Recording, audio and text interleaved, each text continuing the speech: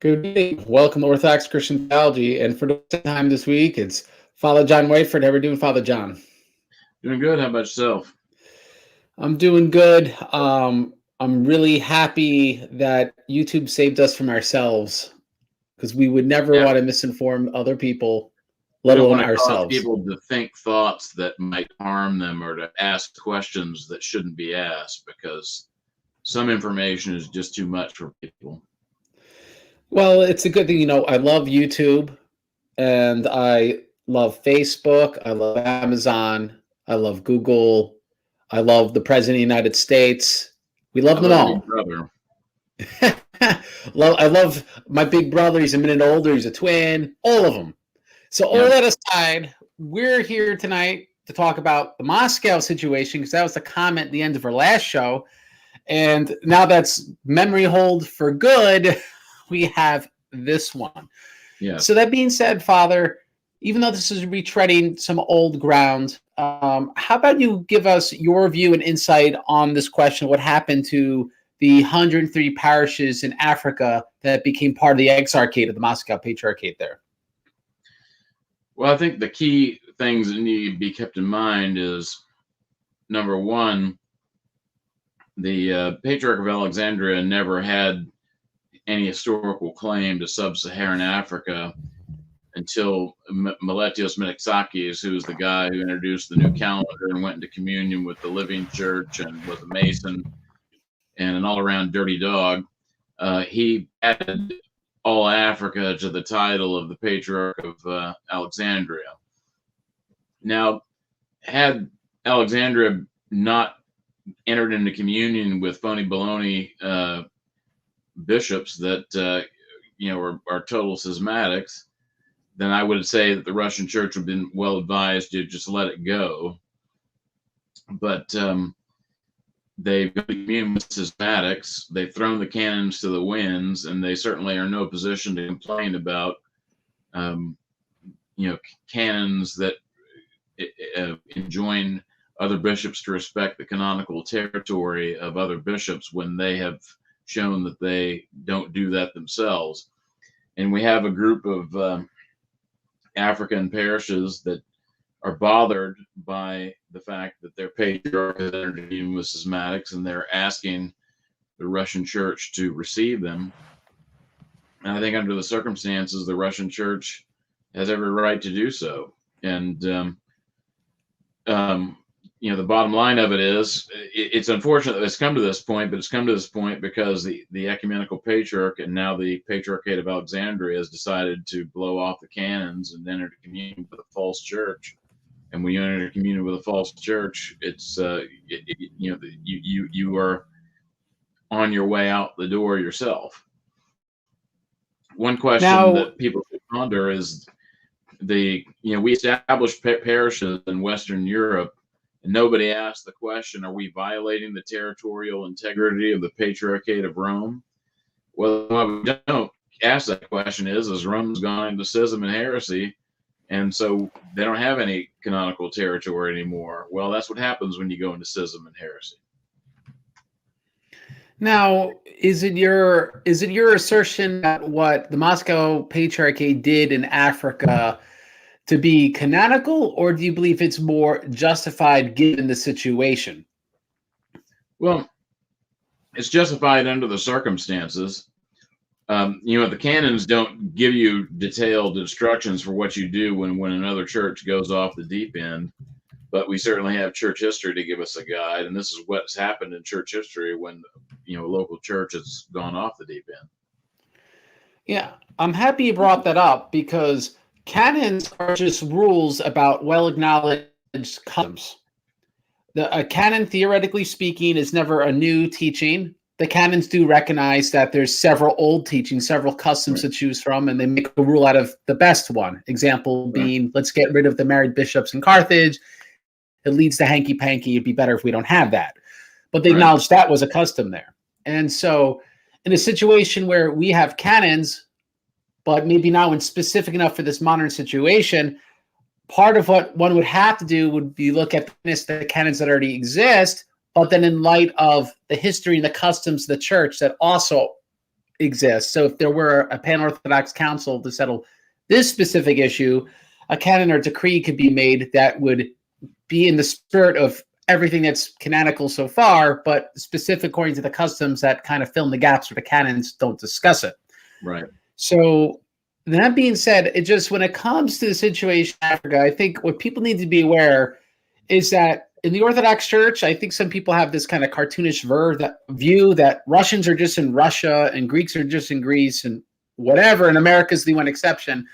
But it's fairly common that there's a few Russian parishes even in Turkey, a few Russian parishes throughout Africa, in Cairo, a few Bulgarian parishes in Bucharest, whatever, but it's always done with the permission of whoever's jurisdiction that already is.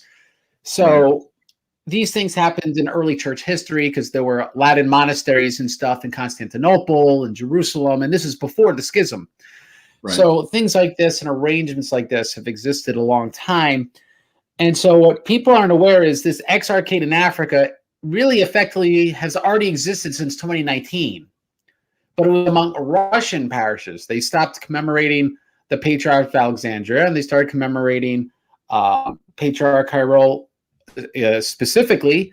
And this was not new, right? There was no, the world's come to an end. The Russian churches in Africa and in Cairo, etc., are commemorating Kirill instead of, I'm getting his name, I'm forgetting. What's the name of the Patriarch of Alexandria? Theo something?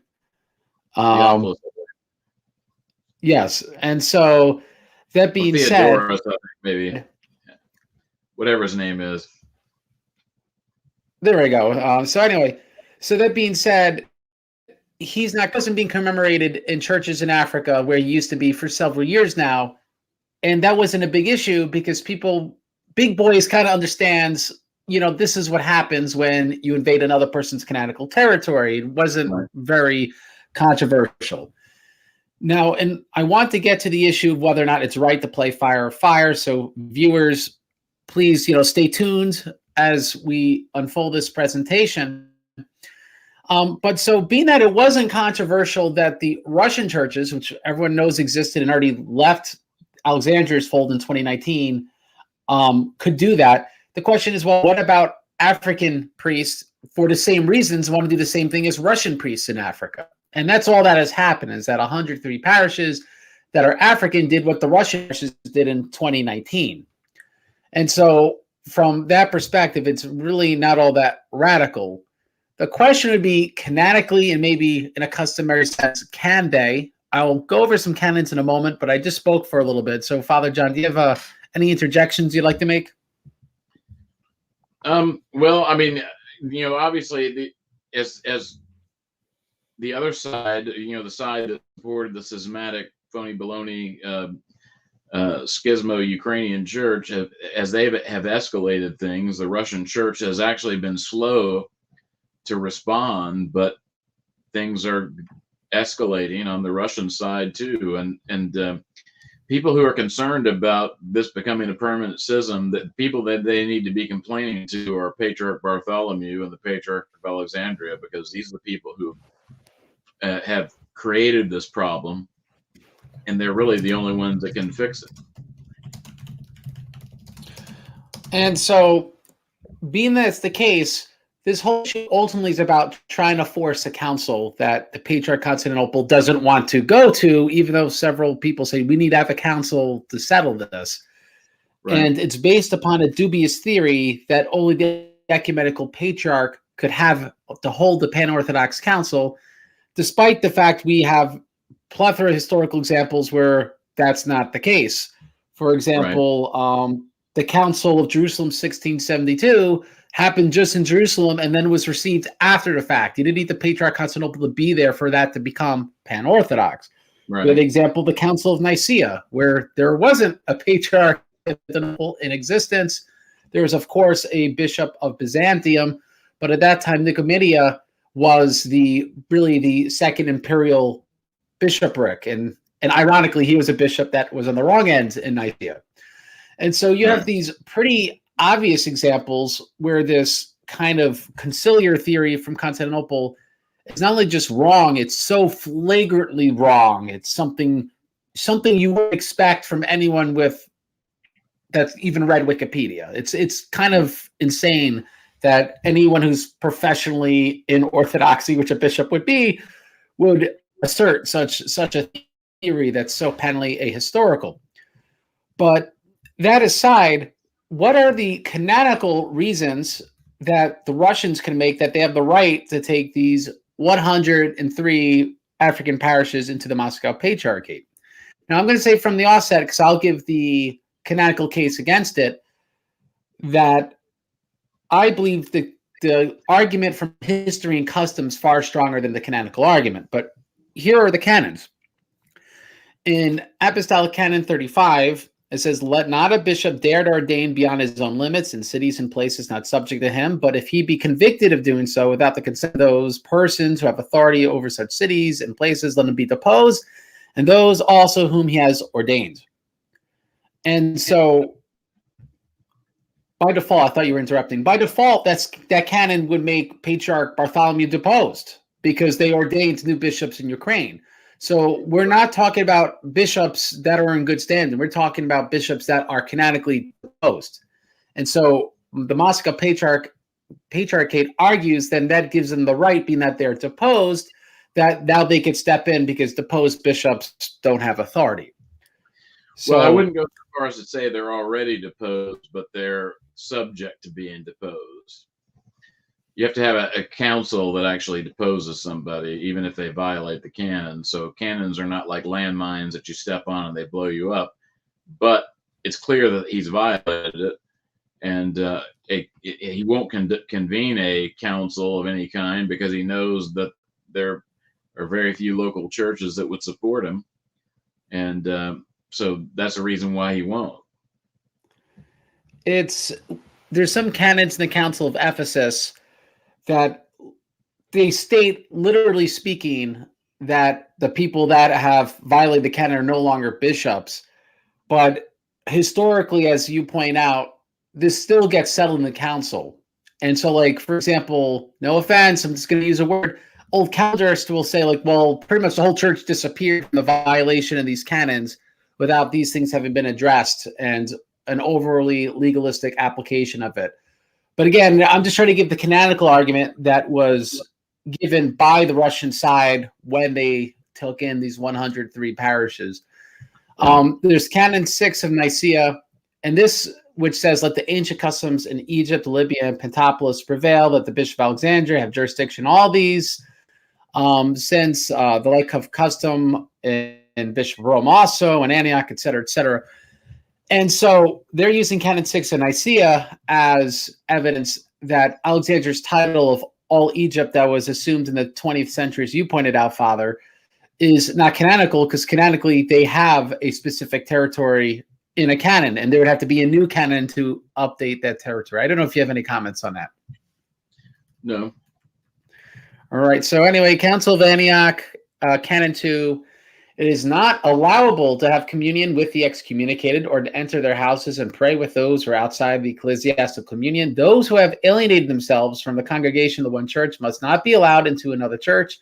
If any of the bishops, presbyters, deacons, or any other clergy are found to be communing with the excommunicated, themselves shall be outside of church union." So again, the argument is this really literal approach to this canon, that now that they've done that, then with those who are excommunicated, that they're now outside the church. As Father John pointed out, this is something generally is then affirmed that this canon is our criteria in the council to put this into force, right? Sort of like the speed limit. If you break the speed limit, but the cop doesn't stop you, you don't get a ticket. All right, you broke the speed limit. So usually you need to actually get the ticket and go to the actual trial for that law to now apply to a penalty. So just so people are not aware, that's how it works. Of course, it doesn't mean that if you violate the canons and you aren't condemned by a council that you won't go to hell if you don't repent. It just means that the canons actually have to be imposed.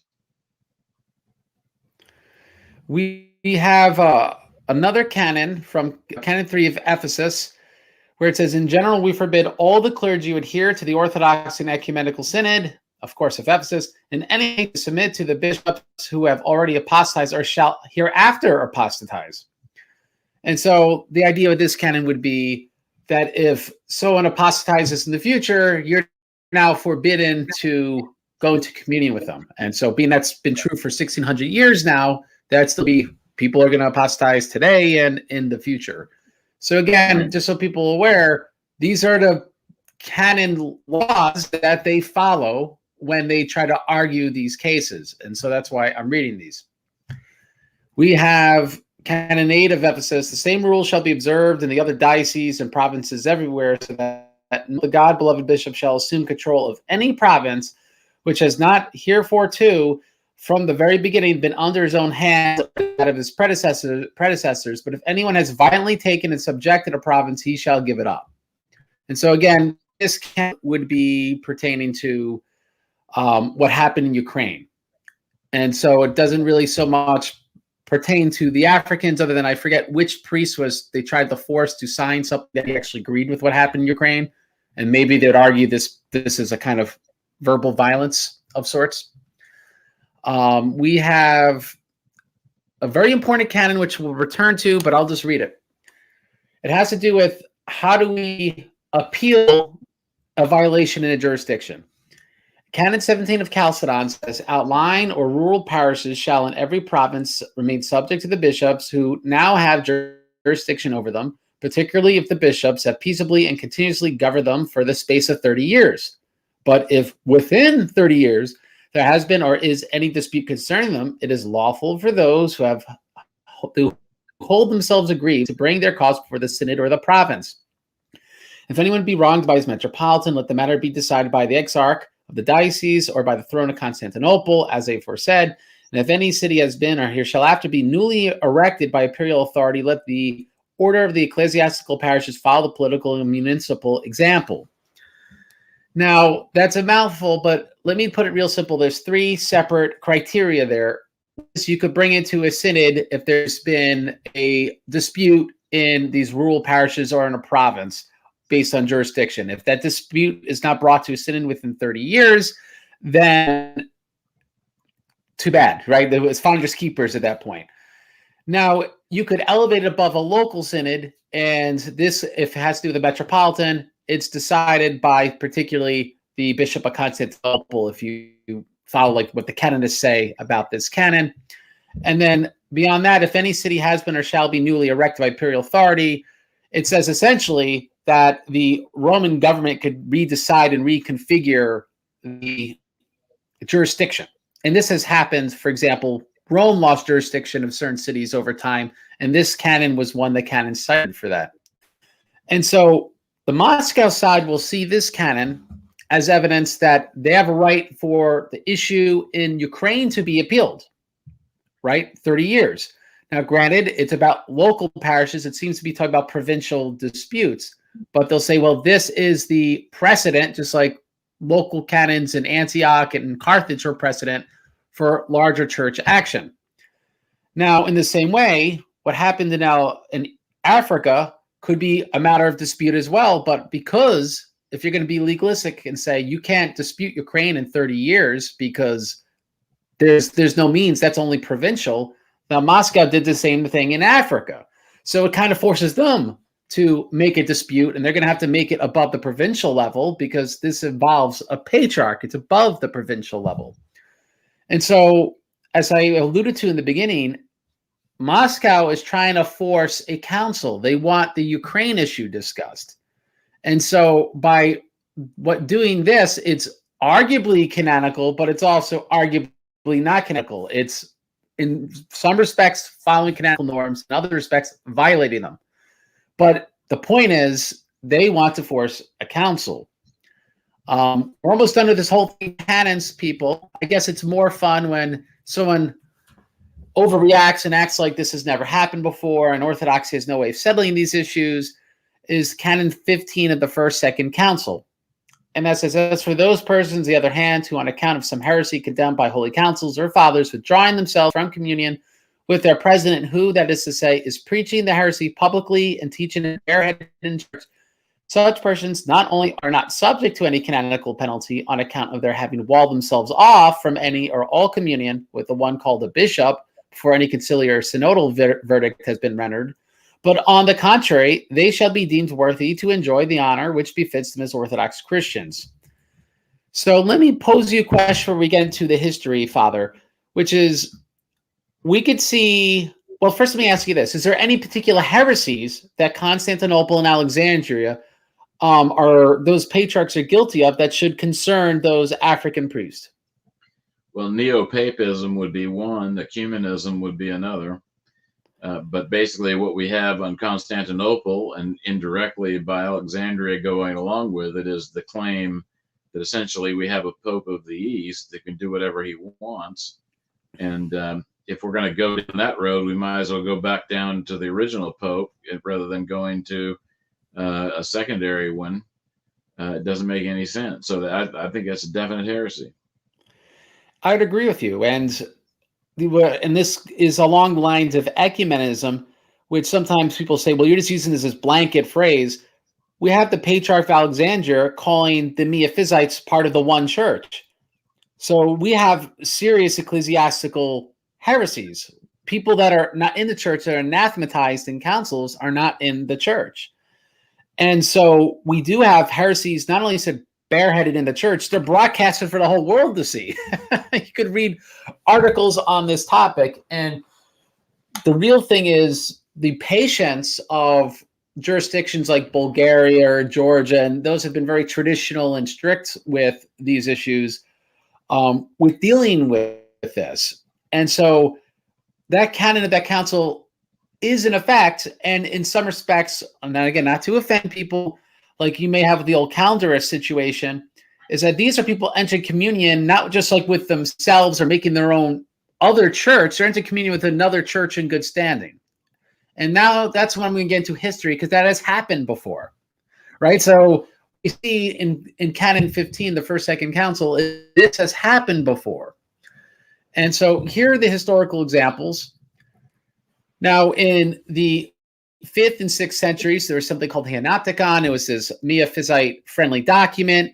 And there were those in Lebanon and Syria. They were followers of the original St. Maron, and so I call them Proto-Maronites, so not the Maronites that exist today. The point is, they entered a communion with Pope St. Hermistus, and before that, the bishops of Rome as well. For what reason? Because they refused to be in communion with the bishops that locally were in communion with the Miaphysites. And so this is a historical example where if you got nowhere to turn, you could enter into communion with a bishop that is Orthodox. And so there's no dispute to this. We have letters on this. It's really not terribly confusing. This might have more import for us Orthodox in an in-house discussion than Roman Catholics, because when they ever see stuff like that, that automatically equals papal supremacy. It doesn't equal what we just read in that canon, the First Second Council, which, by the way, of course, was centuries later. But these things are, canons are, again, made from earlier custom. That's my point. The other example of the Archbishopric of Justiana Prima, and if those are where it's in Serbia, which was granted autokephally by law, not by a church council, and it was simply accepted by Rome. What's my point in bringing this up? It shows that Rome had jurisdiction over Justiana Prima, which was where St. Justinian was born, and it was under the jurisdiction of Thessalonica, which was under Rome's jurisdiction. Now, the point is that Justinian, by imperial fiat, just said, nope, now they have autokephely. And this was well accepted because Canon 17 of Chalcedon, it wasn't opposed to by Rome by the time. And so my reason bringing this up is that when people consent to something, despite it being part of someone else's jurisdiction before, the old rules could go out the window. People could make a new state of affairs. If you go, well, that sounds nuts, that's essentially what the United States is today with 15 competing jurisdictions and no one really all that angry about it, besides maybe the OCA, is that if people consent to it, this has existed historically. And in fact, it's mentioned, I don't know if I'll read it today because this is already kind of a dry show. It's mentioned by Balsamon when he speaks of Canon 2 of Constantinople 1. So this is something that, read from my very conservative St. Vladimir's quarterly article. So this is something that's well known, and it's not the end of the world. We have another issue, with very similar. It has to do with the Lateran Council 649. Stephen of Dora and John of Philadelphia were bishops in the Jerusalem area. The former had a dispute with Sergius of Joppo. Why? Sergius of Joppo was a bishop that was given power by Constantinople to be the locum tenens of the bishopric in Jerusalem. And good old Stephen of Dora claimed he was the locum tenens, and he went to Rome for recognition that he, in fact, was the case. And he was given permission by that council with John of Philadelphia and a couple other bishops to try to bring churches that were in Jerusalem and Antioch into communion with John of Philadelphia specifically. And so why do I bring up this example? When you have a situation, when you have people that are in communion with the heterodox, we have where the church is accepted, we could take bishops that are Orthodox and take those people and put them into communion with those Orthodox bishops. So again, this is another historical example. And despite what Roman Catholic apologists will say, John of Philadelphia, but especially Stephen of Dora, he was a bishop of Jerusalem. Now, he wasn't officially accepted by the Synod, but he claimed to be locum tenens, according to St. Sophronius, gave him the right, allegedly. And so this is not an example of the Bishop of Rome having the authority to just have supreme jurisdiction everywhere. This is actually an example of a dispute in Jerusalem and Antioch, and then people being in communion, Sergius of Joppo being allowed to leave that communion to enter Orthodox communion. So again, that's another historical example. Here's a really nitpicky one, but a really cool one. It happened for 1 year. The Bulgarian Christians left communion with Rome when they entered communion with them in 864. So during that year in 864, Rome was in schism with Constantinople, because that schism was between 863 and 869 and 870. And so what happens when the Bulgarian Christians believed that the Latins were teaching heresies like the Filioque? Well, a year later, they entered communion with Constantinople. And this transfer in jurisdiction was accepted in 880. So if we listen to whether it's the Roman Catholic apologists who say that can never happen with the Bishop of Rome, he's magical somehow, or whether it's the neo-papists with this whole Constantinopolitan primacy, this idea that, someone's in communion with this certain church, this can never change, isn't true when it comes to heresy. We have an example of this, and it was accepted by the whole church by the Council of Constantinople IV in 879-880. Like I said, nitpicky. It only was 1 year of duration, but something people should be aware of, because these are our examples from history. Here's a much better example, the Jerusalem Council 1443. Those are not aware, the Council of Florence happened 1439-1440, and St. Mark of Ephesus was the papal legate for Alexandria and Jerusalem. When obviously he didn't accept the council, and then the local synods had to decide whether they're going to accept what Constantinople did, Antioch and Jerusalem and Alexandria all rejected the Council of Florence. And in so doing, a bishop within the Constantinopolitan jurisdiction, Arsenius, Metropolitan Caesarea, was given the permission to enter into his communion all uniate clergy that would repent and either join him, or then they otherwise would ordain clergy that aren't unions. And so this is an example, again, of people where now the whole area has been put into a unia, are given the capacity to enter communion with someone Orthodox Church accepted this.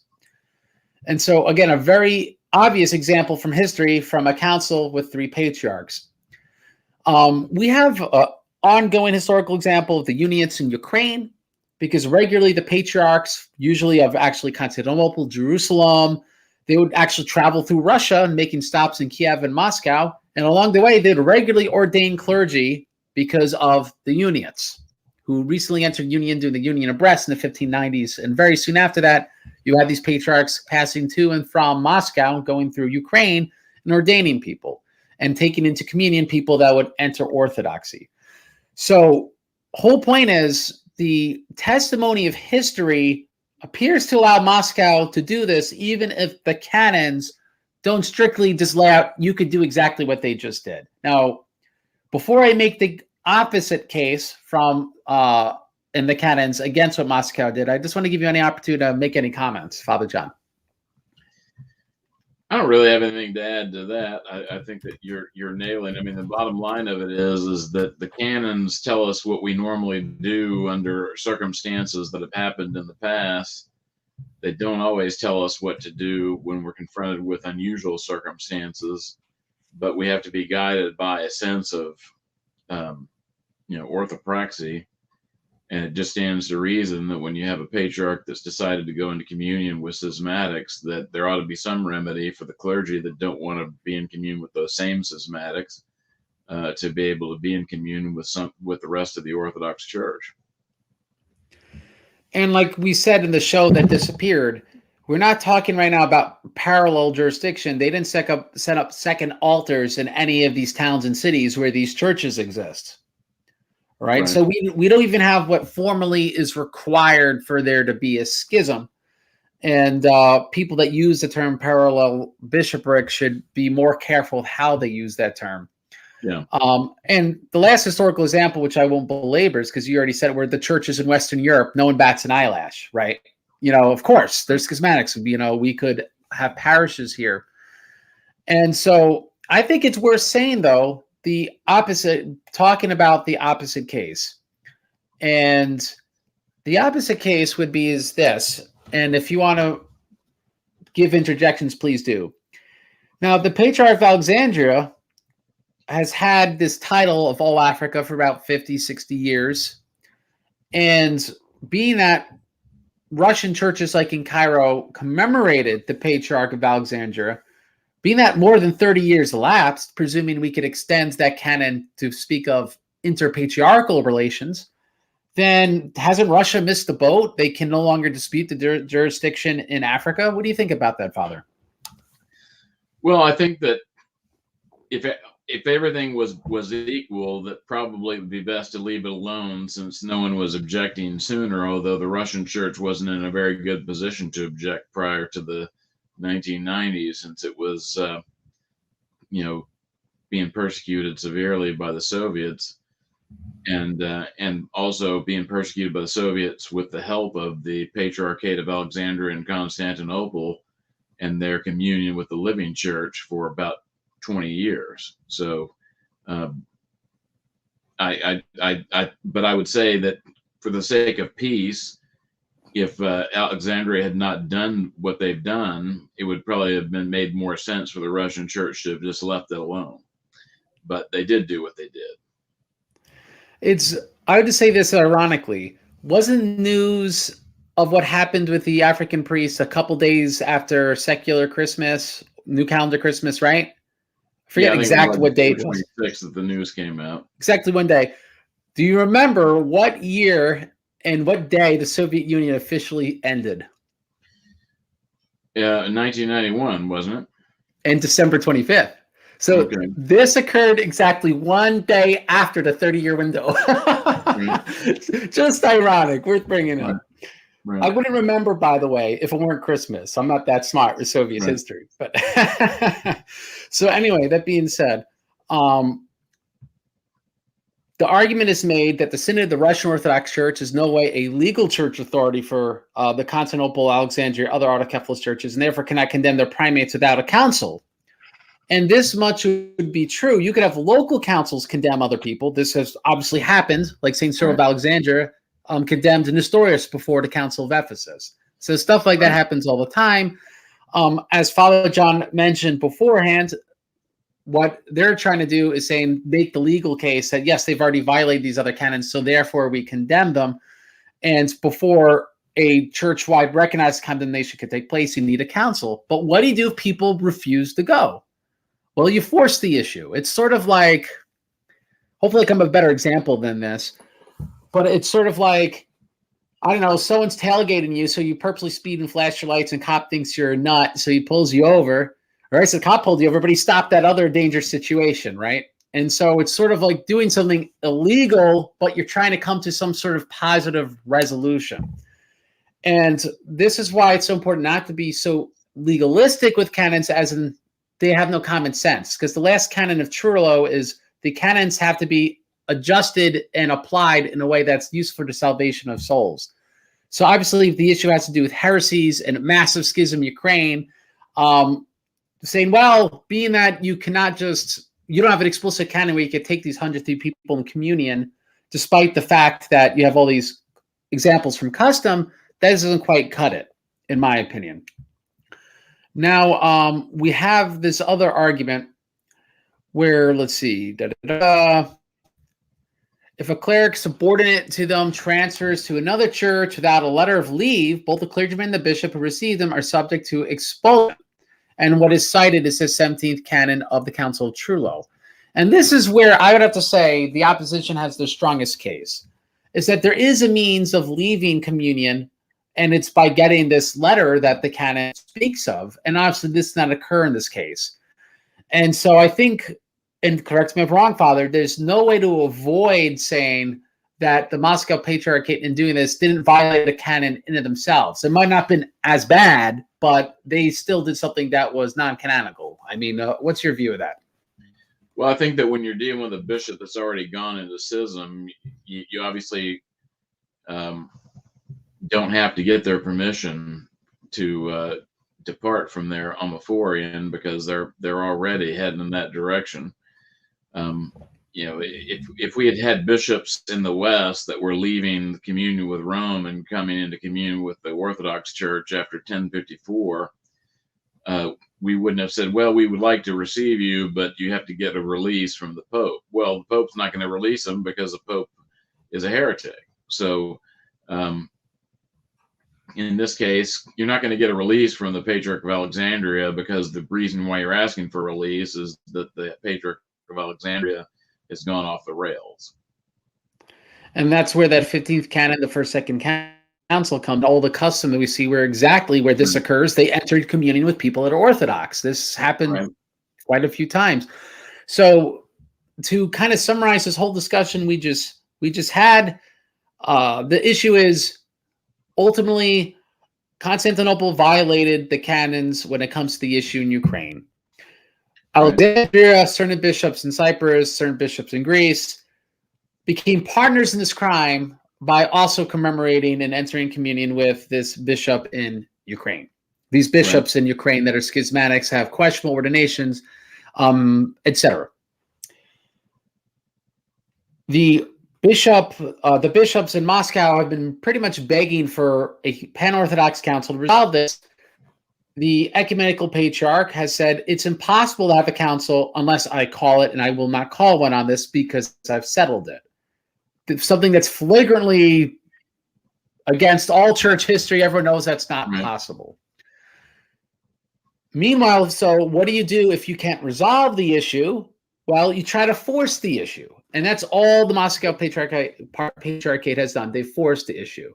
So like when the Bishop of Rome forced the issue during the Monothelite controversy, we eventually got the Third Council of Constantinople, right? Which resolved the Monothelite controversy, mostly. I mean, the early 8th century, there was a relapse into it. We know about that.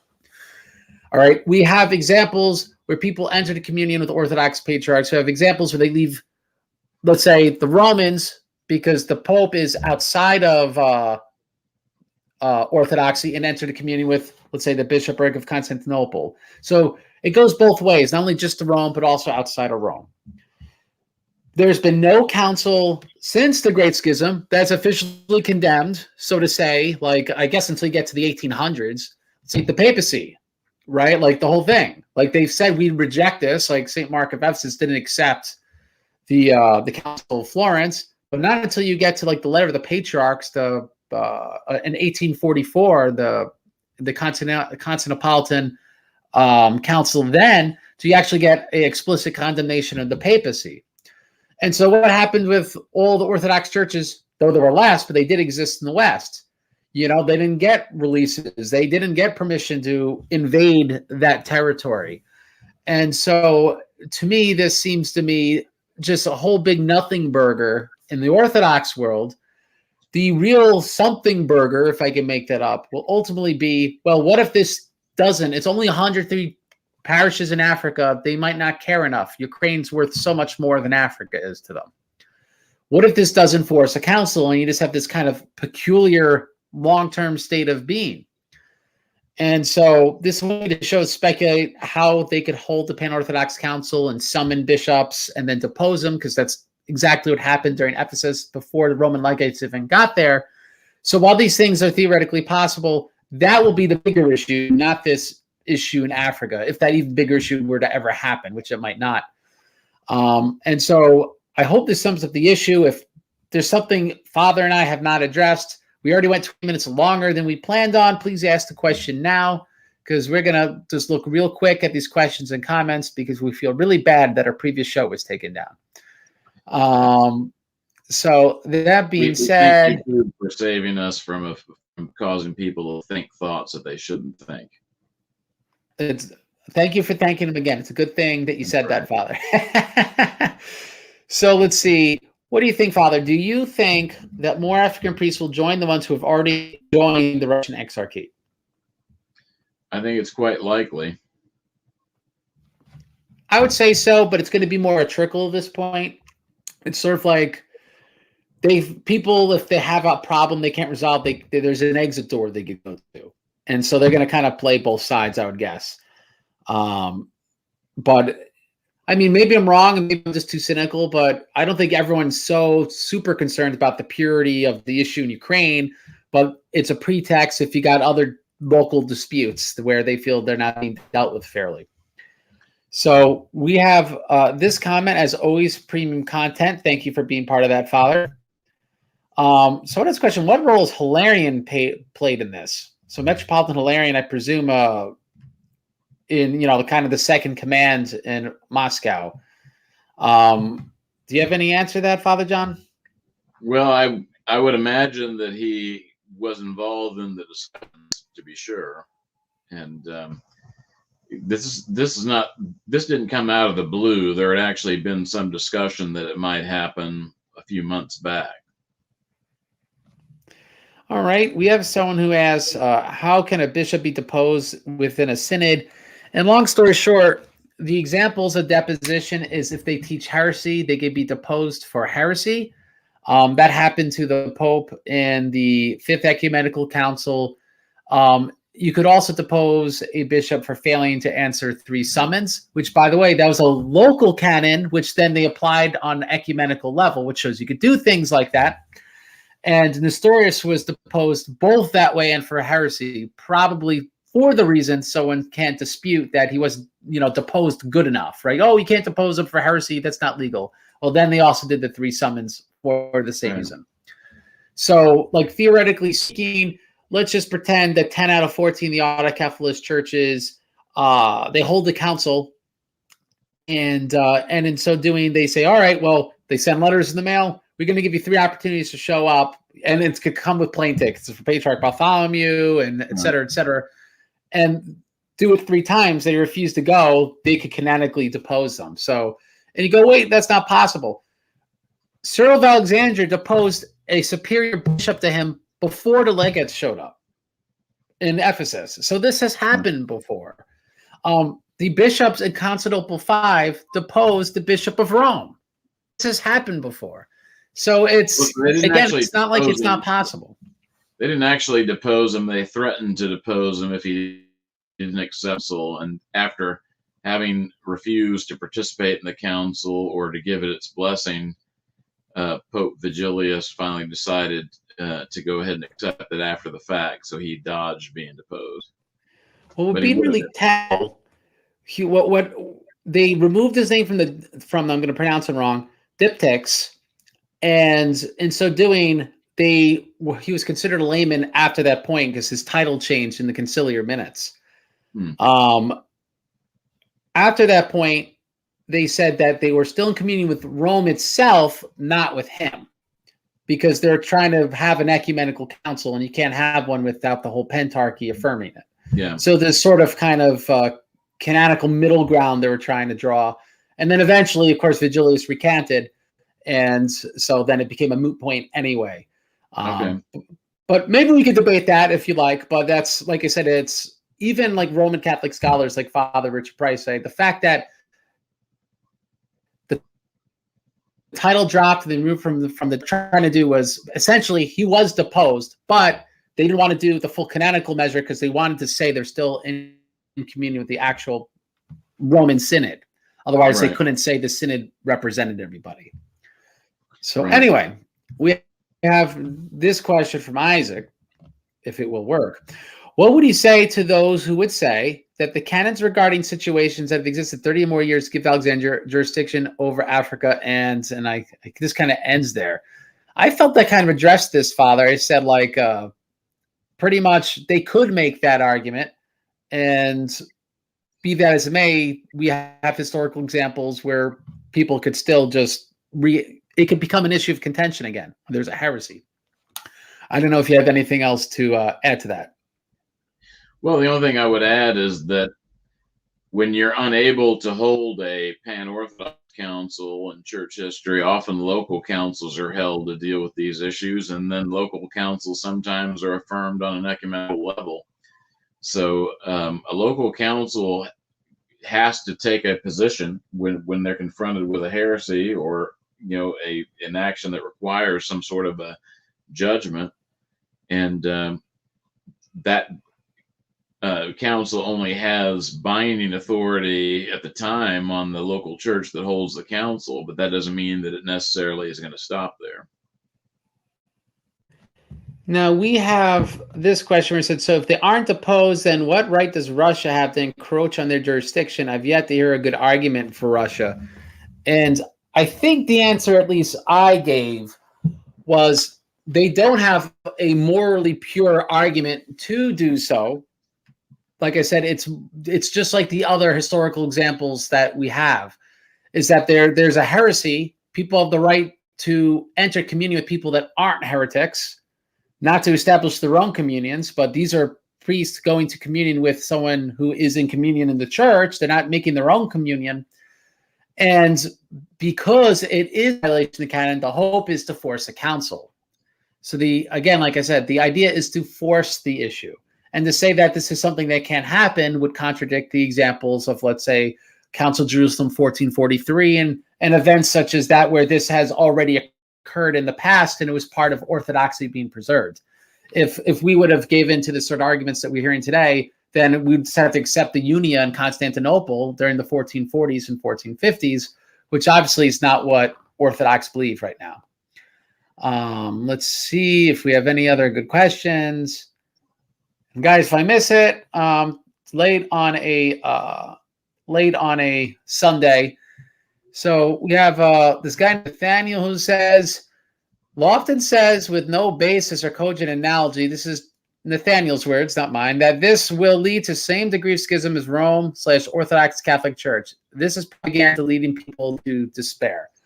And theoretically, I mean, anything could theoretically happen, but also like we've seen in the past, like the issue in Bulgaria, where Bulgaria went from Rome to Constantinople and everyone just accepted it. It's very possible these things not to elevate. Now, like Father John, we've had several shows on this topic. And so, yes, Patriarch Bartholomew may really want to become Roman Catholic, and this may happen real soon, but the grace of God. He could change his mind. He could die in a car accident with the Archbishop in America, and then there's some third guy, and he's not on board. All sorts of things could happen, just like people might have thought in the 860s, these issues couldn't be resolved when they were. So the reason to despair, I think Nathaniel's alluding to, which may seem odd to you, Father John, because you're actually a normal person, is that a lot of the people that follow this stuff believe like if somehow the church has any of these vague, odd events occurring, then there could be no epistemic certainty and the church doesn't have correct truth claims. It's a very odd argument, but 20-somethings buy into this. And so being that's the case, no, this is not in the world. This happened a bunch of times. It's not reason to despair because the church has always went through worse situations than this one. So that'd be my comments on that. I don't know if you have something to add. Well, yeah, I mean, this is certainly not the biggest crisis the church has ever faced. And, when you had Arian bishops and semi-Arian bishops, you had parishes that came under Orthodox bishops rather than the one that would have been their canonical bishop under normal circumstances. And that's just the way the church has always had to function when it's confronted with people who are causing divisions. And that's what Alexandria and the Patriarch of Constantinople are doing. Now, Max asks, do you think the African priest reception is a point of no return in this controversy? For Father John too, so it's for both of us. I'd say, to be honest, not to be cynical, I don't think this is really a big deal to, in the end of the day, to Constantinople, and they threw Russia under the bus, so they'll throw Alexandria under the bus. It's a big deal to Alexandria because they've got limited options for expansion, and so Africa is the developing world with developing economies. That's their future breadbasket, per se. So if Africa becomes another North America and it's just a free-for-all, it's not going to hurt Constantinople. It's going to help them. Constantinople could start invading Africa, but it's going to hurt Alexandria. So you could see the point is to turn Alexandria against Constantinople in the end. It's not going to look like that now. In 10 years, things could be very different because ultimately everyone is just going to start invading profitable areas and profitable for making converts, profitable, let's say, where these parishes may be means of revenue, and I hate to put it that way, but why do you think there's so much fighting over jurisdictions in the United States? So that's my comment. What do you have to say, Father John? It's hard to say. I mean, I don't think it's necessarily the point of no return. I think it would be more likely that we would end up with a permanent schism if the Russian church just sat back and allowed things to develop really slowly. And if everybody kind of accepts that the state of, affairs in Ukraine with a basically parallel jurisdiction, of schismatics and them functioning and being in communion with parts of the church is the okay norm status quo. That's you let that fester for a longer period of time, and that's more likely to result in a permanent schism than actually doing things that cause people to actually confront the issue. And I think the Russian church is certainly going to pique Alexandria's interest in trying to resolve this question.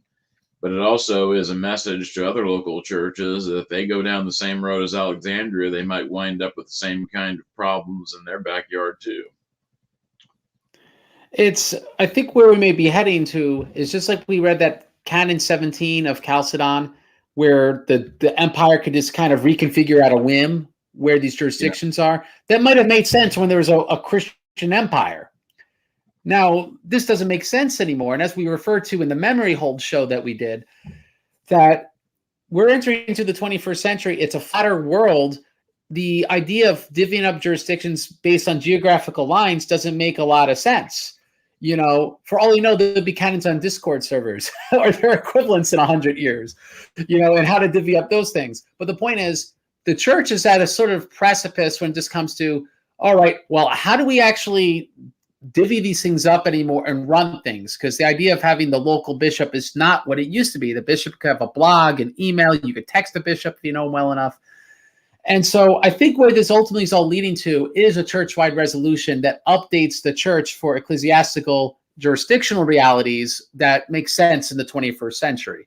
And obviously, under the Turks and in communism, it just wasn't the situation where the church could resolve these things. But this has already been festering for more than 100 years because of the United States. And so I think, like I said before, what Russia did now just kind of forces the issue in Africa, which is this big, wide open area. And Asia is a big, wide open area. And it's going to just motivate people to want to resolve this because they're going to need a reasonable way where everyone has a seat at the table, so to say.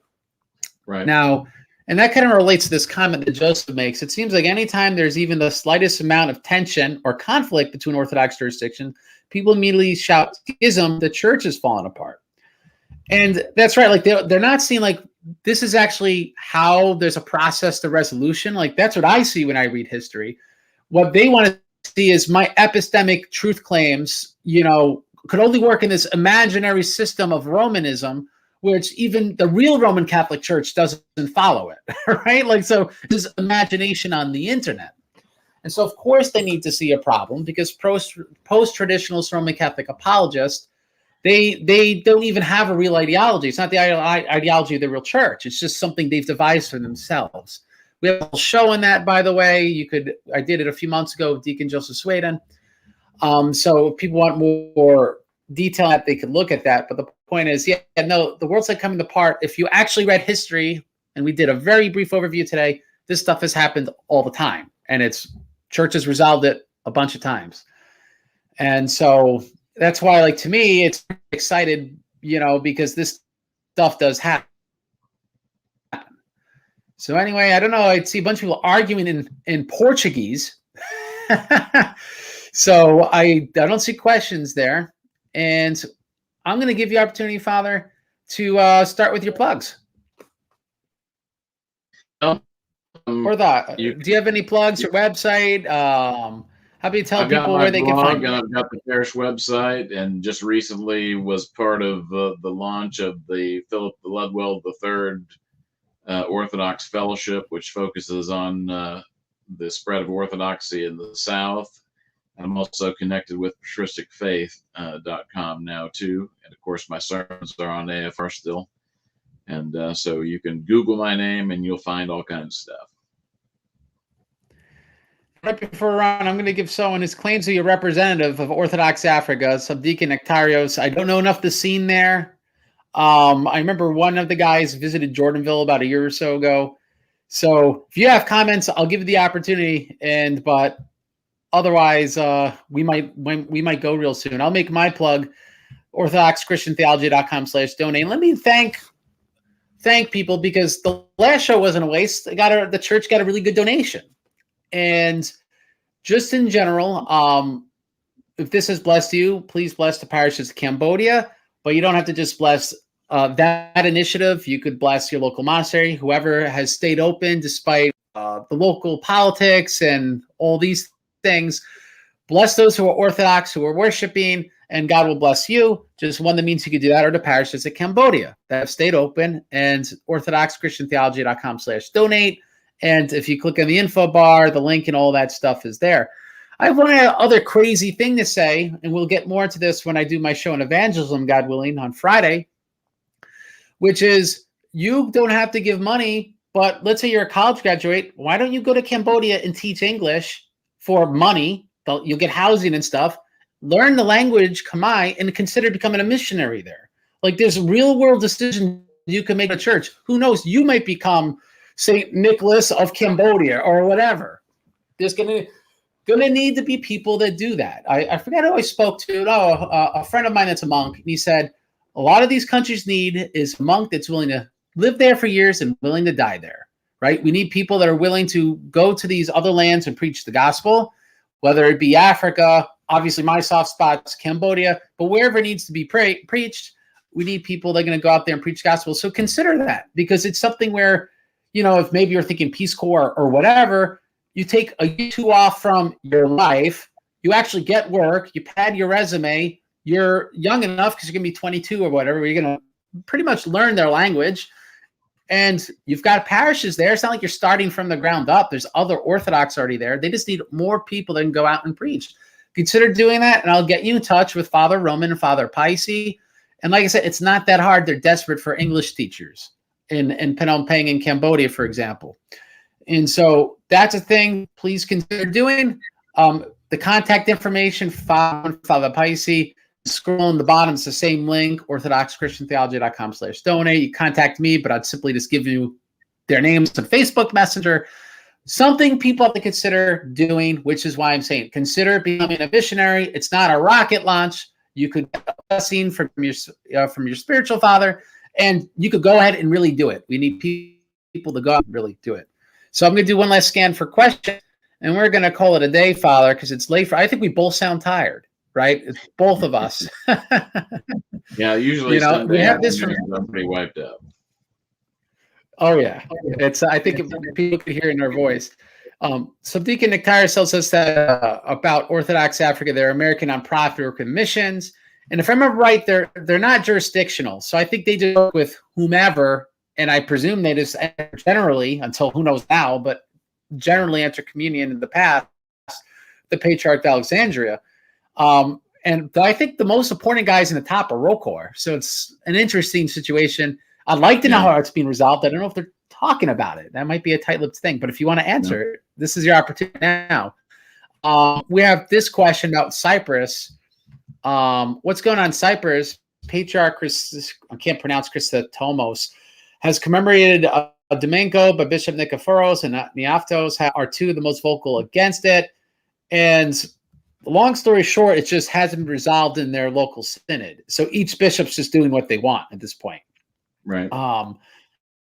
And so just so those are aware, because they don't have enough bishops to like ordain their like next bishop, they always historically have used the ecumenical patriarch to help them. And so there's a lot of strings that could be pulled there. Plus, they have a democratic election that decides their bishop. It makes sense in Cyprus, doesn't make sense to me. But it's an interesting situation there. Now, this is what the opinion is, just so, and we'll look at the Moscow Patriarchate, he says, has set up a parallel jurisdiction, unfortunately. Again, I dispute the term parallel jurisdiction, but this is his opinion. African priests are trying to go to MP because they think there's more money there. Well, that's cynically probably my opinion too. At the ground level, they could care less about, well, that's getting pretty judgmental, the Ukraine issue. Unless we could read people's hearts, we can't be 100% sure, though I'd say those suspicions would be justified. Anyway, let's see if we have anything else. And yes, he says our board of directors mix of OCA and ROCOR. So it's interesting how that goes, or if a bunch of ROCOR guys can be jumping OCA, or what that will eventually happen. We have this comment. Is the reason the MP using, why are the old calendars then wrong? So I thought we touched on this, Father John. I don't know if you want to make the comment or you want me to make the comment again.